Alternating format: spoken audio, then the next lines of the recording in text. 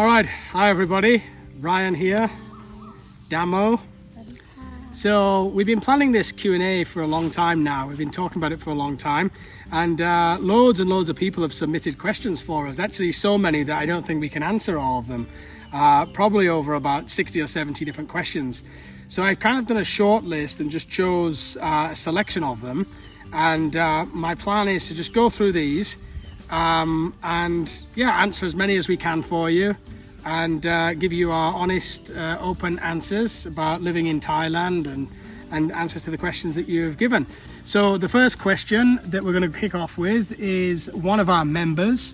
It is Andrew Shinegold. So Andrew said, how easy was it, the transition from living in the UK into Thailand once you decided to stay? And so I guess it's a question directed to me. In the first years, I've been in Thailand for 12 years. So in the first years, it was really difficult. For the first 2 or 3 years, you get the culture shock. Everything's changed. You don't know the language. You don't know the currency. So for me, it was not so easy for the first 2 or 3 years. I was an English teacher for that time, and the money was pretty low. But it was also a fun time too. So it took about 2 or 3 years to kind of get a hold of the language. And to get kind of fluent in the language, I'd say it can take 4 or 5 years of immersion. But now I just see Thailand as my home. Nothing much has changed. It's just home now. Life is easy here. In fact, when I went back to the UK, I found it quite difficult to live there in the UK. I'd say the transition back was more difficult. So if you're out there and you're thinking you want to move to Thailand, definitely I'd say do it. What a place to live. It's a very, very special place to live. So then we have a question by JP Brown. He says, I'm curious about the age difference between me and Damo. You all seem about the same age, which isn't the norm in Thailand between Thai women and Western men. Maybe I'm wrong, but would you elaborate on this for us? So do you want to answer that? I'm the older one. But it's just 2 years older, so we not count that. Not count. People think that you're the younger one though, right? Because she looks younger and I look older for my age. So how old are you? 34. 34, and I just turned 33. Aren't you 35 now? You're 35 now. She's 35, not 34. You're 35, I'm 33. So 5 more years to 40. Yeah, coming soon. So it is, I guess it is usual for kind of a Western man to have a younger Thai lady. No comment on that. That's just how it is over here. A lot of people, it just kind of works out that way. Maybe a lot of the older women are kind of married off or undesirable. I don't know. No comment. So the next question is, we wanted to ask about this is from, the previous question was from JP Brown. This question is from OWS. So we wanted to ask about the process of obtaining a marriage visa, but someone had already asked this question. So what did you guys find most difficult about the process, and what's the biggest hurdle that you guys came across in the process of issuing the marriage visa? So maybe you want to talk about this. The more difficult part is about to show the statement. Yeah, I think that's it. You have to have like lay in the account, the money lay in the account for 2 months, for 400k. Yeah, or you can show 40,000 baht per month going through the account, which is the easier route than having such a large amount of money in a Thai bank account. 400k is very difficult. So you are allowed to show, I think it's 6 months plus of transactions that go through the account of deposits of 40,000 baht per month. So the problem is you have to have the money in Thai account. Once you get in Thailand, you have to go straight to bank, to open a bank account and put the money and lay in there for 2 months, 2-3 months, and then you can apply for the marriage visa. I think that part is the most difficult one, but the paperwork is easy. You know, when you have like marriage certificate, you have birth certificate for your kid. You can just show that and the blue book. Yeah, so, and then immigration had to come here as well. We had to take some photos, right, in front of the house. Yes. So you have to show where you live. You know, immigration have to come and take photos where you live. And I mean, the process is easy enough if you have the access to the finance and you can show the payments going through your account. That's the difficult part.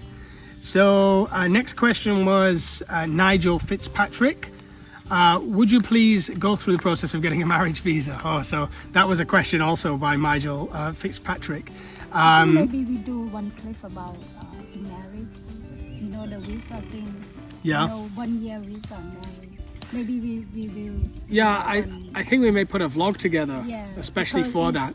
Yeah, we will show the document what you need for the marriage visa. You know, I think that is the best way, so they can see it clearly. Yeah, because this Q&A, it's difficult for us to kind of go through the step-by-step process, and there's so much to it that we can't even remember all of it here. So I think we'll put a vlog together on getting a marriage visa in Thailand. And you know, the goalposts are always changing about visas in Thailand too. So whatever we went through sometimes changes in the future. There's always different changes to the process. So we'll put that one together, and then hopefully that will answer Nigel and OWS's question. Ian says, question 1. You seem to be settling into this way of life quite nicely. Do you see this as a sustainable lifestyle for you for the next 40 years? Well, you know, from my side, he's asking like this life, can we keep doing this way? Well, me and Damo have been planning this for years. I have businesses in Thailand. I had a jazz lounge. I had English schools. I was working in the corporate world when COVID hit. We were, you know, earning and saving and planning this for a long time. But then when this virus hit, you know, I lost my work and we were forced into this lifestyle. We kind of had to say, whoa, we haven't saved the money that we wanted to save. We're not in a financial situation that we wanted to be in. So we had to just kind of adopt the lifestyle and jump into it. And what we're finding so far is that, number one, we love it. We're way happier than when we were living in Bali and living in different places. I was working and Damo and Otis were living in a hotel the whole time. We're much happier, and the whole key to things is how do we keep it cheap? How do we keep it simple? So we don't want to buy expensive things. We're trying to live on very, very low amounts of money. We're looking at how do we grow our own food? How do we live very cheap and simple? Of course, we've not yet been able to build the house that we wanted to build. That we're just hoping in the future we're going to be able to do that. We're not people that really thinking so much about the future, like, oh, worrying about will it last 40 years? Will we be able to do this for forever and ever? All we're focusing on is the now, this moment now, and how can we live cheaply and sustainably and sensibly? What do you think about this lifestyle? It's always my dream. Yeah, I always want to live like this because the COVID, thanks to COVID as well, like it make me feel like I can go back hometown and then find, you know, the people, and this is really make me happy, you know. And because we've been travel so many places, and then every time, you know, because we have to follow where Ryan he go for work, we have to travel as well together as a family. But I feel sometimes it's tired, you know, you have to get on the plane every time and feel tired, and also stay in the hotel, no nature, you know, like it's how it's nice time that we have in that moment. But right now I find out that this lifestyle is perfect for me and I love it. I think for the future plan, I think we're gonna do something about nature, like grow tree for sale or something like that. That is just the plan that we're talking about. we just discussed about that, and I think it's gonna be good here. Yeah, but it just have to manage about money. Yeah, because I don't think it's we're gonna use a lot of money here. We can live simple and easy life and happy. Yeah, I mean, it's funny because with my work, these guys used to live in a 5-star hotel all the time with staff waiting on them, room service can call, everything was free. Our flights were paid to different places like Singapore and, you know, in Thailand, it was probably in the top 20% paid jobs available in Thailand for Westerners. It was probably one of the best jobs that you can get in this country, but something we weren't happier, even though we had the money and we had the 5-star lifestyle, you know. It's not freedom. No, it wasn't freedom. Like, and we had friends that were very wealthy as well, you know, billionaire friends and all of that kind of life. But we're just so much happier here. And now we're even talking about moving into this bamboo hut in this small little place with a small little vegetable garden, and we're much happier this way. So I hope that answers the question. Question 2.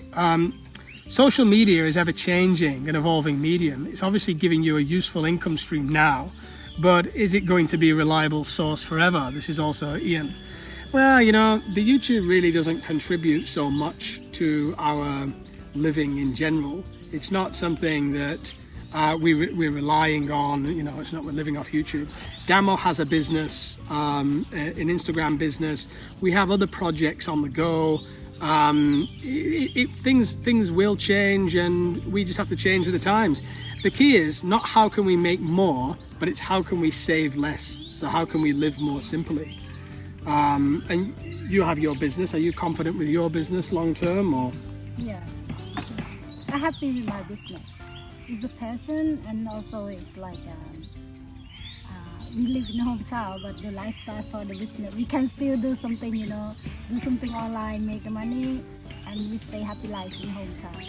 So we use the social media to make money, not only YouTube, Instagram. And then question 3, when are we going to meet Damo's twin? Oh, that is sad because it's been 1 year since COVID happened last year.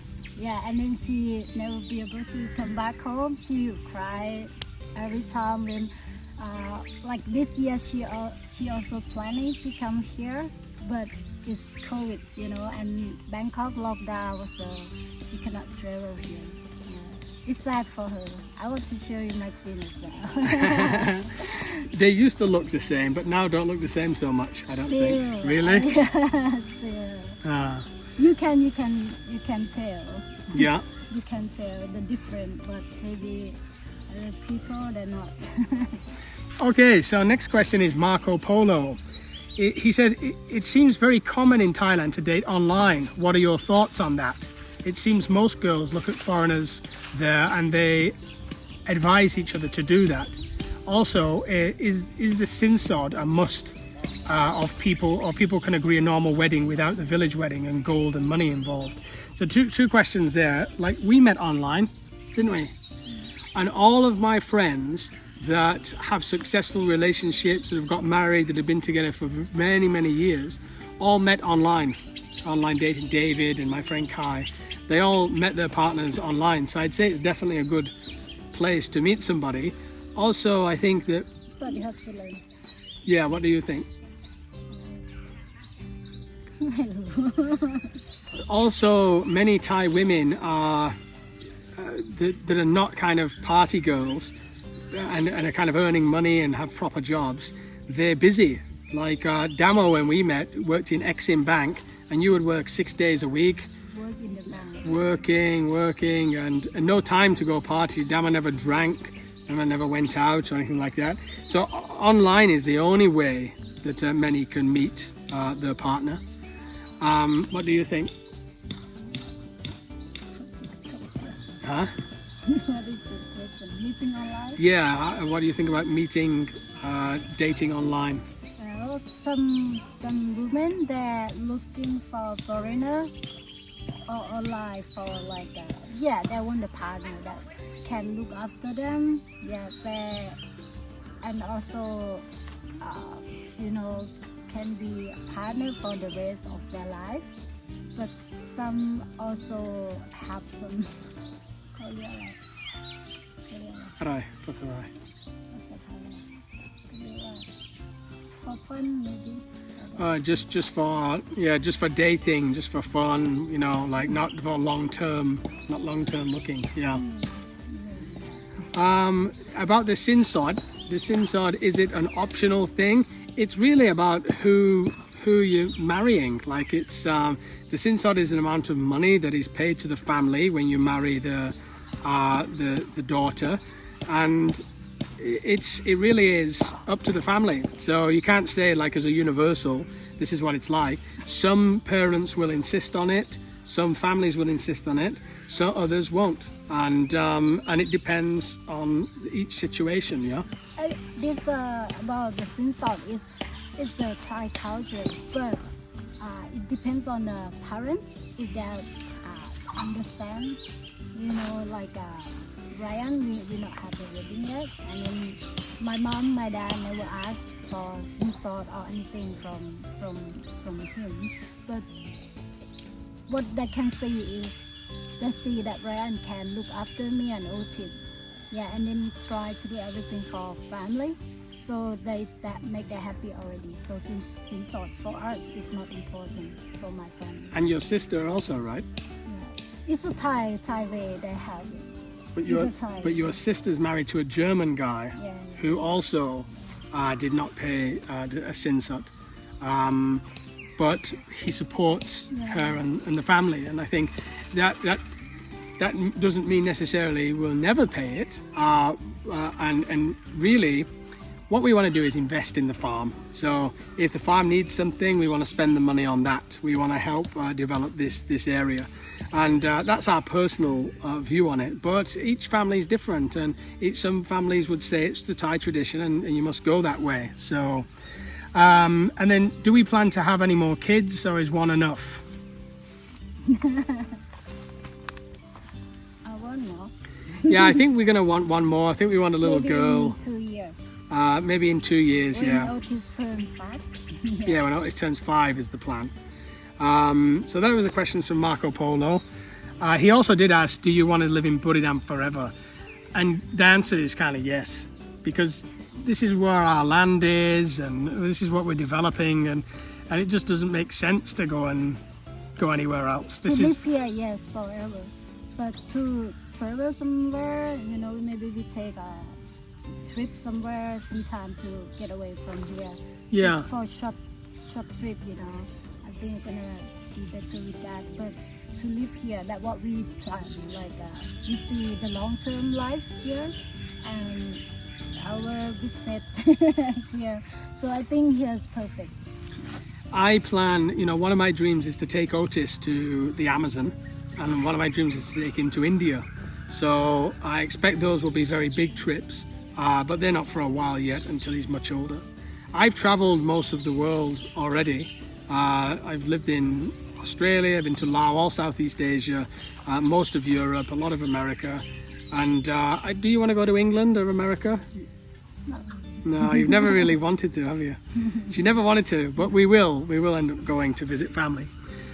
Ken O'Neill, is there anything you would do with the farm to update it, or do you want to keep it as it is? Is there anything you want to do to the farm? A lot. Such as what? Well, plant fruit tree. Yeah, because we have many space here, that empty land, you know, and we don't use all the space in this area. And then because my mom and my dad, they get old already, you know, don't have power to do anything anymore. So while we live here, we want to develop the farm and make it better, and maybe have fruit tree and tree business, you know, in the future. I'd love to put everything on solar, but we're just investigating it now, and the expense is just way out of our budget for the expense that it'll cost. Right now during COVID, it's just not a good investment, and it'd be too much anyway. But yeah, I'd love to do that and the fruit trees. But we're going to be working. I mean, I've been working all day already, just developing the area ourselves. And there's lots we can do without spending money.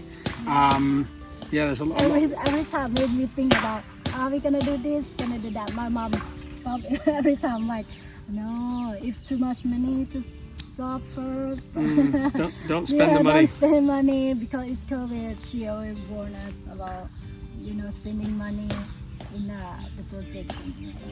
One of the questions here is, what's the update on your off-grid project? Well, a number of things have happened with the off-grid project. Number one, we had some heavy rains and the whole place flooded, and it would be very difficult to get the car in and out. We would have to put everything on stilts, the solar and everything, and it was just one thing after another happened with the area where we think this is just not right. The soil was also not farmable. It was pure rock, so we would have to lay new soil. The solar came in much more expensive than what we can afford right now. And number four was the location is open to theft. So we were worried about installing the solar and the days that I'm not there, it being stolen. So all of this kind of added up and we were like, oh no, what do we do? And so, I mean, the other thing is we would have been separate, me, Damo and Otis, and we don't want to be separate all the time. So we made the decision, we listened to one of my subscribers, Aussie Bob, he's called. Aussie Bob said, I'm not a yes man, you should develop your land. And he was right. And so we decided to put the energy, time and money into our land. I told him to stay here and he said no. But he listened to the one of subscriber. So now we've decided to put the time, energy and money into our plot, which is just behind me over here. And we've already started. The bamboo hut's going to go there. And this is going to be much cheaper. And now we feel like we're working on our plot, don't we? I'm happy. My mom happy. Everybody happy. We've already started planting the vegetable garden and everything's going in now. And that's going to be coming up in a new vlog. So it's a shame we can't do the off-grid. Not saying in the future we're not going to do it. But for now, this is going to be a very special little project, and it's going to keep the family together, and it's still going to be absolutely beautiful. So we've got next question, the Thailand Celt. I think that's Celt, or the Thailand Celt. Have you a desire to visit the UK as a family if things return to normality? Yeah, I mean, Otis needs to see his grandma. Like, we need to. There's a whole half of the family that are out the loop here. So we will visit the UK, but never return there to live. Visit, yeah? We visit grand family there because it's sad for them as well. Then we spend time with Otis, only see like 2 months sometimes, and Otis never get to know them nicely. Chai. So it's sad.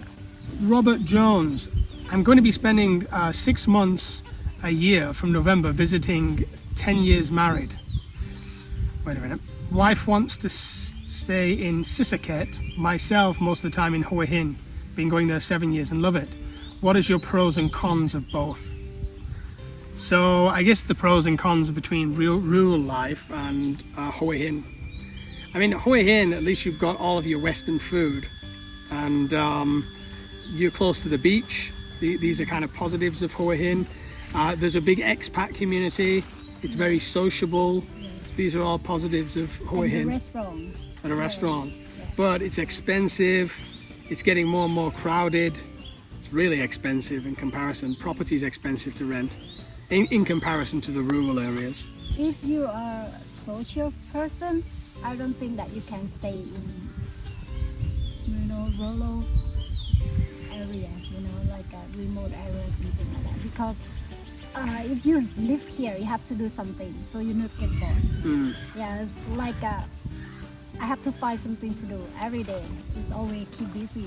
We keep busy every day, so we don't get bored of the life here. But if you just come and then stay here with the family, like stay with Thai family, something like that, and not do anything at all, it's gonna get boring. Yeah. So if you like social, like like to be social. I think in the tourist area, it's perfect for you. Yeah. Next question is Zorro D.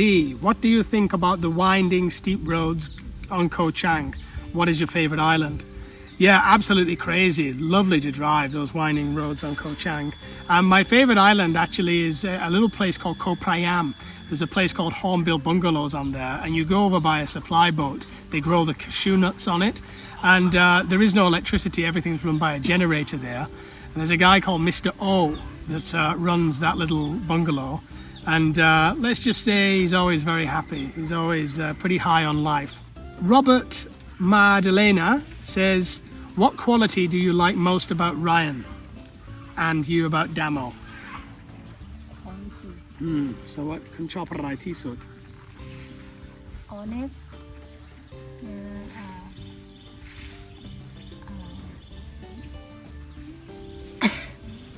He's what I like about him.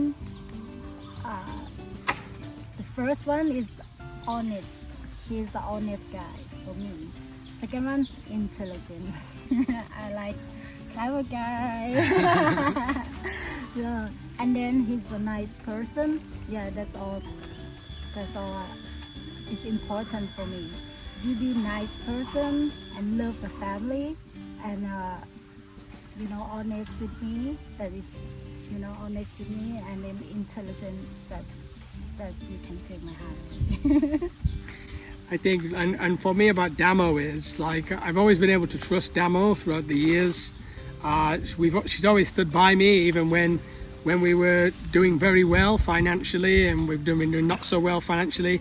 We built a business together, our jazz lounge, and then we lost it all, and then we built another thing together, and then we lost it all, and we built so many things together and lost it all. We've had so many things, like we built such big things and then lost everything and come back down to nothing again.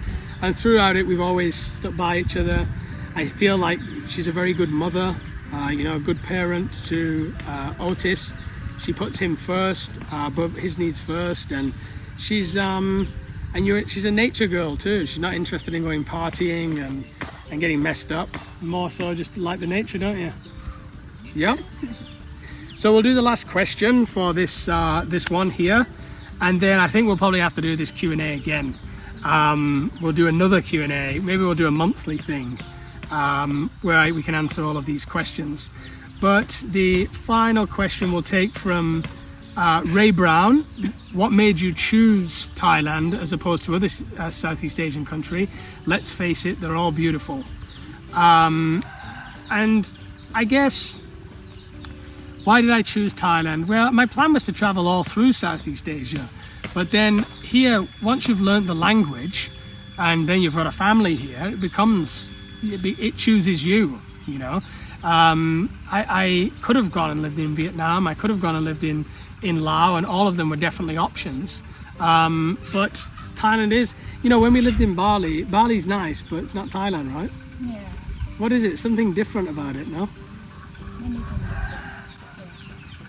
I like the culture. I like traditional culture. I like the style, Bali, like that. And then when they have ceremony, they're all dressed, beautiful. I like that. But we live there for 1.5 years. 1.5 years in Yeah, Bali. 1.5 years. And then food, I cannot.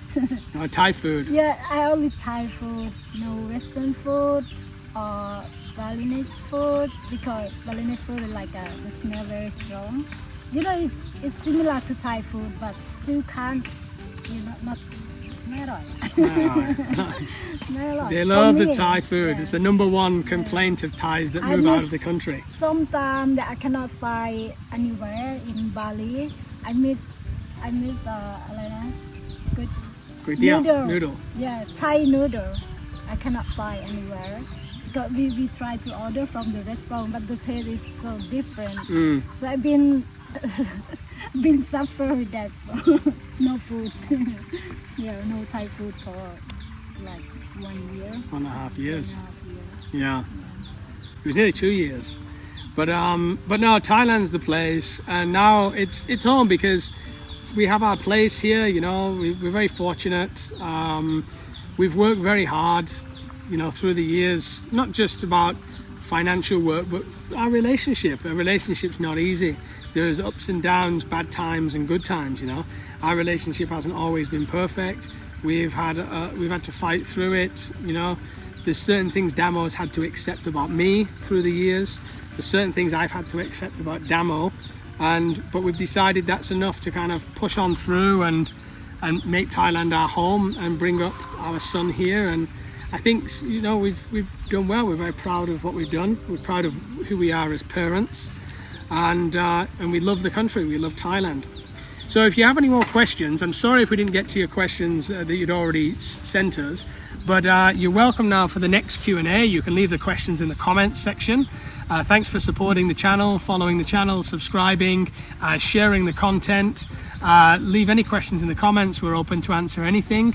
Thanks for your support, and yeah, see you soon. Thank you. ค่ะ Okay, now. ได้ด้วย